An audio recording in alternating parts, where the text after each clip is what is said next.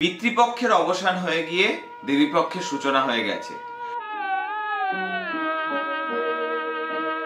চারিদিকে মণ্ডপে মণ্ডপে পুজোর উদ্বোধন শুরু হয়ে গিয়েছে, কিন্তু তারপরেও থামছে না ধর্ষণ, খুনের মতো ঘটনা, নারীদের উপর অত্যাচার থামছে না। যখন আরজিকর কাণ্ড নিয়ে উত্তাল বাংলা, উত্তাল সমগ্র দেশ, সেই আরজিকর কাণ্ডের রেশ কাটতে না কাটতেই আবার খুন ও ধর্ষণের ঘটনার অভিযোগ উঠল জয়নগরের মহিষমারি গ্রাম থেকে। অভিযোগ যে 9 বছরের এক কন্যা, একটি শিশু কন্যা, তাকে ধর্ষণ করে খুন করা হয়েছে এবং তার দেহ পাওয়া যায় বাড়ি থেকে 500 মিটার দূরে। মেয়েটি পড়তে গিয়েছিল, পড়তে যাওয়ার পরে যখন বাড়ি ফিরছে না দেখা যাচ্ছে, তখন পরিবারের লোকজন খোঁজ শুরু করে। কিন্তু এখানেও সব থেকে গুরুত্বপূর্ণ বিষয় হলো পুলিশি নিষ্ক্রিয়তার অভিযোগ।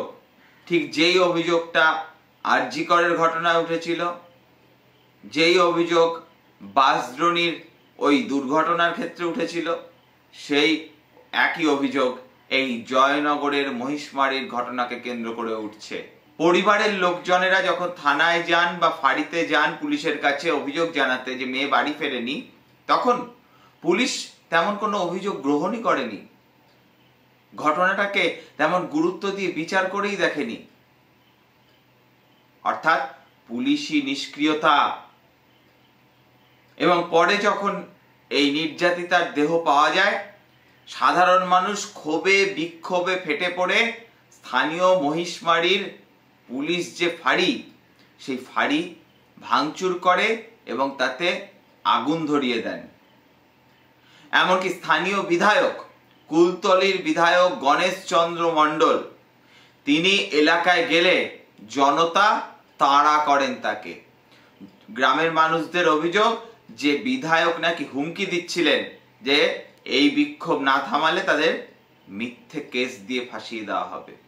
একই সঙ্গে গ্রামের মহিলারা ঝাঁটা হাতে পুলিশের উপরেও চড়াও হন, পুলিশের দিকেও তেড়ে যান।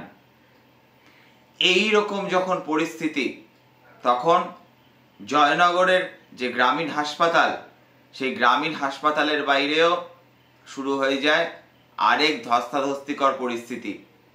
হাসপাতালে পৌঁছন বিজেপির বিধায়ক অগ্নিমিত্রা পল, সিপিএম এর নেত্রী মীনাক্ষী মুখোপাধ্যায়, সিপিএম নেতা কান্তি গঙ্গোপাধ্যায়রা। উল্টো দিকে জয়নগরের সাংসদ প্রতিমা মণ্ডল তিনিও পৌঁছান।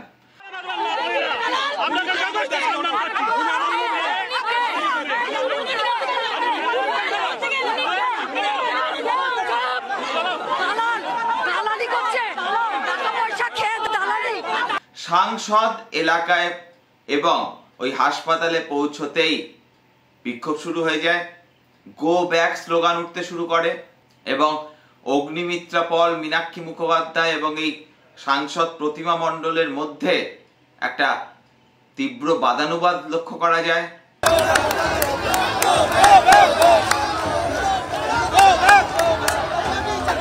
এবং জয়নগর মহিষমারির মানুষজন স্লোগান তুলতে থাকেন, we want justice, we demand justice.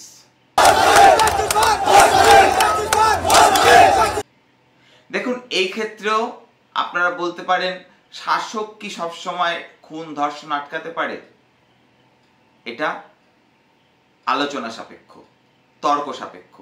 কিন্তু পুলিশ যদি ঘটনাটাকে গুরুত্ব দিয়ে বিচার করত, তৎক্ষণাৎ অ্যাকশন নিত, তাহলে হয়তো এই ঘটনাটাকে হয়তো এড়ানো যেত, বা যেত না সেটা আলাদা ব্যাপার, কিন্তু একটা সম্ভাবনা তো থাকতো।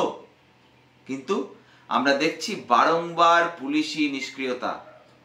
খুব দুঃখের, খুব যন্ত্রণার, এটা খুব দুর্ভাগ্যের। পুলিশরা তো আমাদের শত্রু নন। পুলিশ কারা? তারা তো আপনার আমার বাড়ির ছেলেমেয়েরা, আমার বাড়ির লোকজনেরাই পরীক্ষা দিয়ে সরকারি চাকরির মাধ্যমে পুলিশ হয়েছেন। তারা তো একটা ট্রেনিং এর মধ্যে দিয়ে এই জায়গায় এসেছেন। তাহলে কেন এই অবস্থা? সমস্যা অনেক গভীরে পৌঁছে গেছে।